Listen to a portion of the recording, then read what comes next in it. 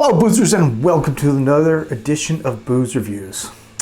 Tonight I've got something that was sent to me by the one and only, what the hell's his name? Strange Beard? Weird Beard? Odd Beard? No, it's color. Green Beard, Blue Beard, Yellow Beard. No, those are actual pirates that actually are awesome.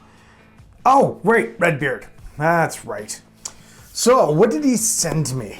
Well, from Sawdust City, we have the Blood of Cthulhu. An imperial stout with cherries, raspberries, and cranberries. Coming in at 9.5% alcohol by volume. This is another year of hibernation. After another year of hibernation, in his undersea realm, Cthulhu has heard the call and has risen. The Blood of Cthulhu is a massive imperial stout brewed with a ridiculous amount of malt blended with mixture of raspberries, cranberries, and tart cherries. This beer bursts with flavors of rich chocolate, tart, mouth-puckering fruit, and it pours as black as the blood of malevolent demigod.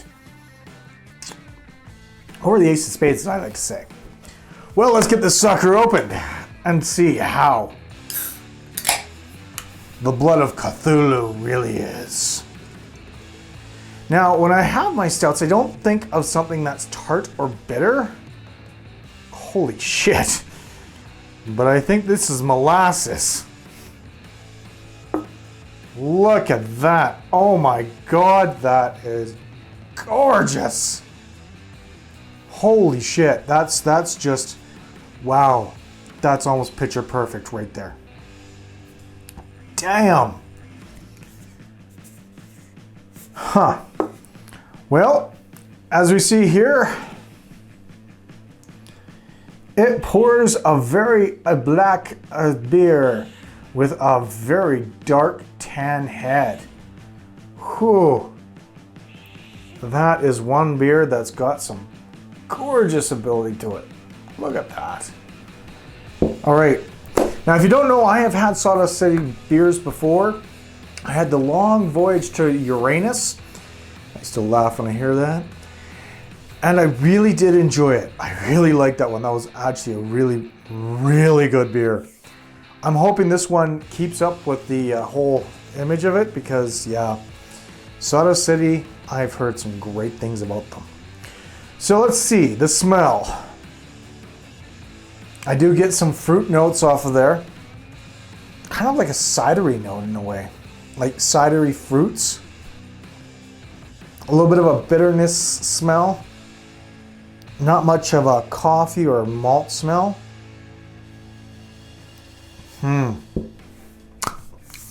Either or, I am thirsty. Want it, gotta have it, going to have it right now. Cheers, everybody.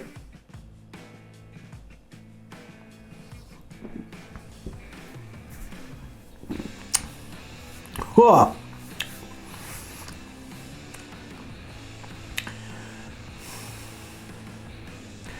First and foremost,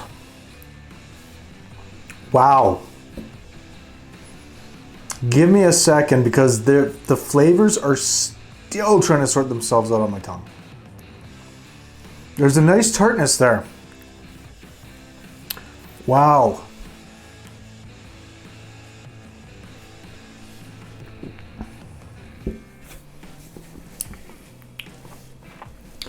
It's a nice tartness there. The fruit does come through, but not in the way you would expect. You really don't get a fruit flavor of cherries, cranberries, or raspberries. You couldn't pick them apart if you tried. However, I do get the tartness off of there. I do get a small thing of a roasted or burnt malt. So you do get that sort of coffee flavor. I do get a bitterness that stays in the middle of the tongue and just doesn't go away. It lingers. but I don't get the alcohol. I don't get the alcohol warming on that. I do get carbonation though. Huh.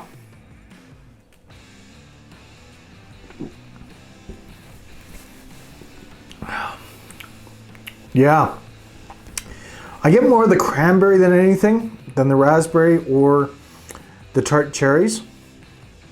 And cranberry does stick out a lot. Raspberry is very, very, very subtle. And the tart cherries probably add to the cranberry's taste.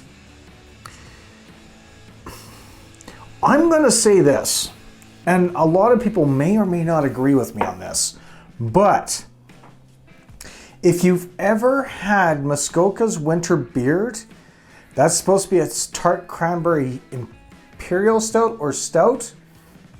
This is what it should be tasting like. It's got a beautiful body. It has a wonderful flavor behind it, and it does have a very balanced, round-out way of putting it all together. That Winter Beer, not so much. I still remember the Winter Beer, and I wasn't overly impressed with it. This I'm impressed with because it has everything. And more. This is actually really nice.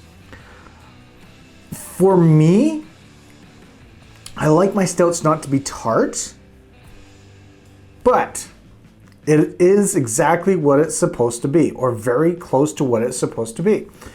A very tart beer, or a tart stout, imperial stout. It's got a thickness, it has everything else. It's got the fruits in there that are actually leaving a flavor behind. I don't think I have much of a complaint with this. I really don't. And the lacing on the glass, well, come on.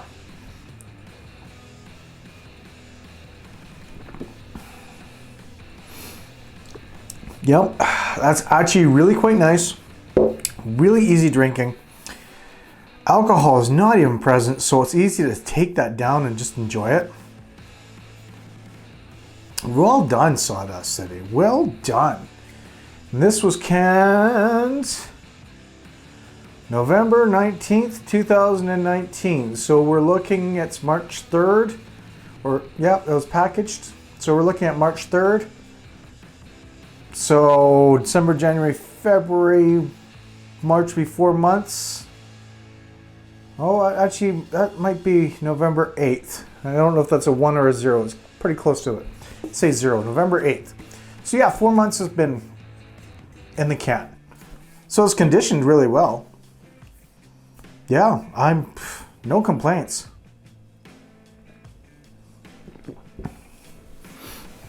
I do like that a lot. I do like it to have one can. I don't think I'd have another one. Because again, tartness and stouts is just not for me. But it is exactly what it's supposed to be. Let's see. Water, barley, malt, rye, toasted barley flakes, hops, yeast, cranberries, raspberries, tart cherries, and Demerara sugar. I almost want to say dementia sugar, but that's not it. Demerara sugar. Yeah. Okay. Well then, thank you very much for sending this my way, Redbeard. That was really good. I do enjoy this, and I hear there might be rumors that more Sawdust City is coming my way. If that's the case, I'm really looking forward to seeing what's coming up. I've got a lot more reviews coming up, so please stay with me. Until next time, I am PK saying cheers, stay frosty. We'll see you real soon. Thanks again for joining, and you guys have yourselves a wonderful, wonderful night.